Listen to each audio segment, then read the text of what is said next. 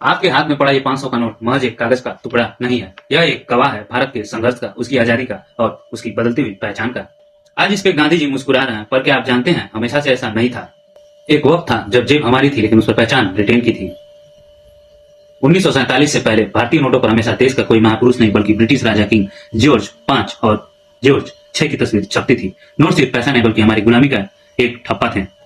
फिर आया 1947, देश आजाद हुआ, हवा बदली और नोट भी बदलने थे। अंग्रेजों की तस्वीर हटाई गई, लेकिन दिलचस्प बात यह है कि उस वक्त गांधी जी को नहीं चुना गया। दशकों तक भारतीय मुद्रा का पहचान बना रहा हमारा राष्ट्रीय प्रतीक अशोक स्तंभ। फिर आया साल 1996 और एक बड़ा फैसला लिया गया। आरबीआई ने महात्मा गांधी सीरीज लॉन्च की। महात्मा गांधी जो कि सत्य अहिंसा के प्रतीक थे, उनको भारतीय नोटों पर स्थायी स्थान मिला ताकि देश की करेंसी को यूनिवर्सल आइडेंटिटी मिल सके। तब से लेकर आज तक बापू जी हमारी लेन देन का हिस्सा रहे हैं। लेकिन अब चर्चा 2026 की है। रिपोर्ट्स की माने तो भारत प्लास्टिक नोट्स यानी पॉलीमर करेंसी की ओर बढ़ सकता है। ऐसे नोट जो न पानी में गलेंगे न आसानी से फटेंगे, और यही एक नई बहस शुरू होती है।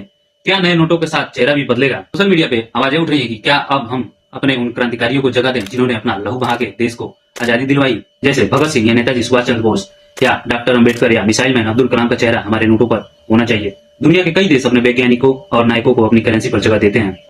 अंत में एक बड़ा सवाल अभी भी खड़ा है, क्या नोट पर छपा चेहरा ज्यादा जरूरी है या उस नोट की वैल्यू? क्योंकि एक आम इंसान के लिए ये मायने रखता है कि उस नोट से उसके घर का कितना सामान आता है।